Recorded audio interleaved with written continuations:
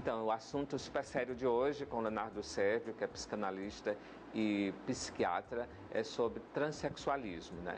Transsexualidade. Então, o Leonardo é nosso convidado, vai falar sobre essa questão de gênero mesmo, né? Presente não só em séries de serviço de streaming, como também na televisão. E agora até tema de novela, viu? Você vai ver sobre essa abordagem nesse foco super a sério. Por sinal, o Leonardo Sérvio também tem uma dica literária para vocês. Então, esse encontro com o Leonardo Sérvio, que é psiquiatra, meu amigo querido, apaixonado por livros, né, como eu. Hoje, por sinal, ele trouxe esse livro para mim de presente. É um dos encontros mais esperados do programa.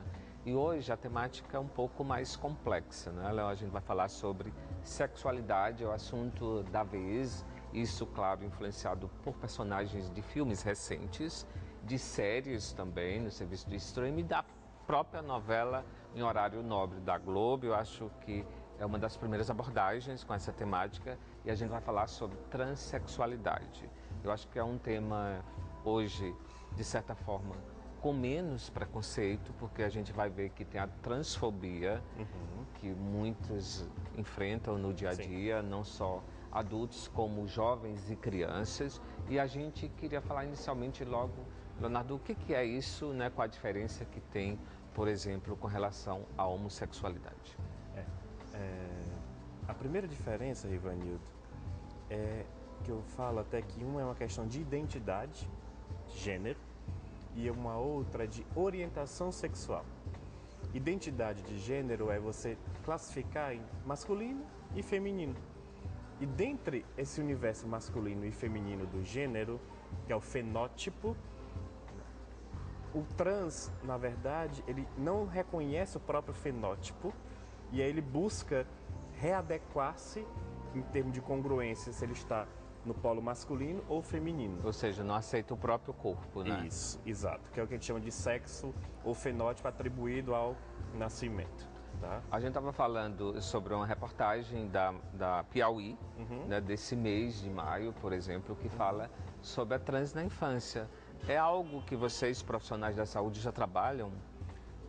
É um tema É uma demanda, é algo que já está presente? É algo que já está presente, é uma demanda que vem crescendo. Por quê? Porque, de fato, quando você vai apurando os diagnósticos, e agora com o DSM-5, que saiu há 3, 4 anos atrás, você começa a esmiuçar mais isso. A novela, por exemplo, a novela do horário nobre, né? Ela coloca uma moça já numa idade mais adulta. Você já tem 16, né? Mais adulta. Mas geralmente isso tem um início na infância e no início da adolescência. Você já identifica muitos, né, sinais. A questão é que você não pode estabelecer ainda, de acordo com os critérios, definitivamente que aquela pessoa é ou não trans. Você tem que fazer um acompanhamento. Por isso é que na infância, contrariamente do que muitas pessoas até temem, você não faz hormonioterapia, cirurgia, nada disso. Você faz apenas um suporte psicológico, tá? E um acompanhamento dessa criança. Você tem que dar diagnósticos diferenciais. Se é um transtorno de conduta, ou às vezes até um quadro psicótico próprio da infância, muitas vezes, uma esquizofrenia infantil ou iniciando na idade adulta ou adolescente, enfim. E daí que você estabeleceu esse critério diagnóstico, é que essa pessoa passa a entrar num protocolo para um acompanhamento. Para você ter ideia, no Brasil, a cirurgia, que é o passo final, ela só é autorizada aos 21 anos. Ou seja, o tratamento começa tardiamente, não é? Isso. Eu queria te perguntar uma questão importante. Como a família, né, os pais, devem lidar com essa questão tão delicada, sobretudo em virtude do bullying na escola, que é difícil para essas crianças enfrentarem? Sim. Que dicas, que conselhos você daria?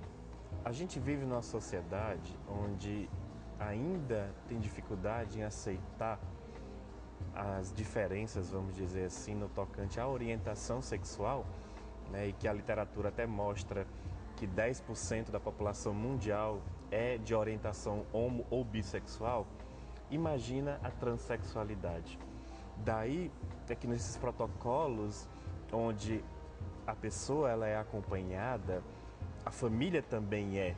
Logicamente, se é um adulto, tem que ter autorização do próprio paciente, né? E se é uma criança, um adolescente, essa família tem que participar. Porque, de fato, é uma situação extremamente difícil. Nós, no Conselho Federal de Medicina, estamos revendo atualmente a resolução, inclusive, sobre a transexualidade. Há 10 dias nós estivemos, inclusive, reunindo todas as ONGs do Brasil que tratam dessa temática trans, e foi uma experiência muito rica. Um depoimento de um pai, de uma menina trans, comoveu muito, na verdade, perdão, de um menino trans, comoveu muito a gente. Porque ele falou, olha, imaginem vocês, no caso ele falando para as conselheiras que estavam, mulheres, menstruarem todo mês. Às vezes é um transtorno já, tem alterações de humor. Agora imaginem para uma mulher menstruar todo mês, que ela não reconhece o corpo como feminino. Então meu filho, ele já falando no nome masculino, não saía de casa, era todo um transtorno, se trancava, queria ficar limpando a genitália o tempo inteiro. Então foi um depoimento muito comovente, porque de fato é uma situação muito difícil. É verdade. Né? Tanto que hoje a gente tentando adequar nomenclaturas, a gente hoje já, o termo que era usado disforia de gênero, hoje a gente quer adequar para incongruência de gênero, porque é apenas não congruente. Né? E aí que se busque cientificamente, óbvio, essa congruência de gênero com um processo sério de acompanhamento, desde a hormonioterapia até a cirurgia, que é o passo final. Então hoje já tem livros e esses filmes e a própria novela já ajudam a questão da intolerância, né? A diminuir isso, que é uma realidade, né?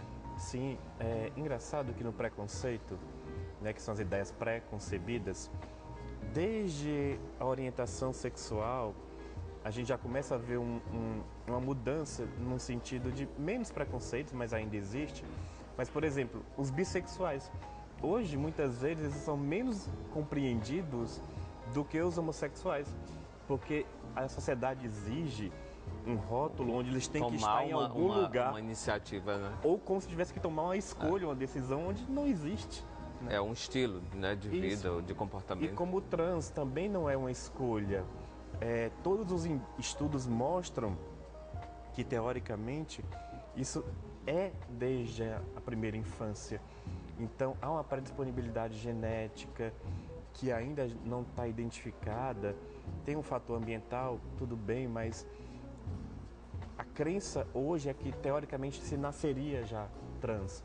E o tratamento, vamos chamar assim, devolveria a congruência, principalmente a cidadania dessa pessoa. E hoje está trabalhando a questão do tratamento mais cedo, né, Leandro? Você falou que no Brasil a questão do bloqueio hormonal já é uma realidade. A partir de quantos anos? O bloqueio hormonal, na verdade, ainda ele já é realizado, porém, em protocolos de pesquisa, tá? Inclusive no Prosex, em São Paulo, com o professor Alexandre Sadé, professora Carmita. Por sinal, é o embasamento dele, a matéria do Piauí, viu? Com pacientes dele, fiquei encantado com a Melissa, com a história de uma garotinha trans, né? E a reportagem acompanha todo esse processo dela. Inclusive, por exemplo, nas escolas já se consegue mudar o nome, né, das crianças, mas até que isso chegue ao registro, a identidade do nome oficial, é mais demorada a questão. Mais demorado porque, apesar de acharem que hoje em dia era mais fácil, não, porque ainda não tem uma garantia constitucional. Então você tem que ir através de jurisprudência, você tem todo um processo ainda. Então ainda não é simples assim, tá? Mas a justiça tem garantido isso. Mas, voltando, o bloqueio, por exemplo, hormonal, que é feito na pré-adolescência, vamos dizer assim, antes da puberdade, ele só é autorizado hoje em protocolos de pesquisa, né?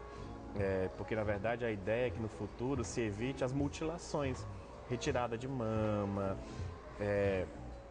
hipertrofia clitorianas, onde com o bloqueio em si você poderia resolver, porque como o próprio nome diz, é bloqueio. Se houver uma necessidade depois, você pode retirar. O tratamento antes, né, do corpo. E ele retoma o desenvolvimento normal. Né?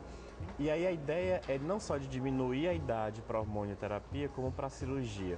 mas isso ainda está em discussão, tem toda uma discussão ainda, porque tem um aspecto legal também, né, jurídico Tem legal. todo um amparo jurídico que tem que ser mudado, tem que ser aceito. Faz parte dessa questão da tolerância mesmo e dessas mudanças, né, de comportamento. E tudo baseado cientificamente. Queria que você falasse do livro, que indicação é essa que você trouxe aqui para mim hoje, que presente, viu? Eu gosto muito de ler, quem me conhece sabe que eu praticamente vou dormir lendo quase todos os dias, mesmo cansado.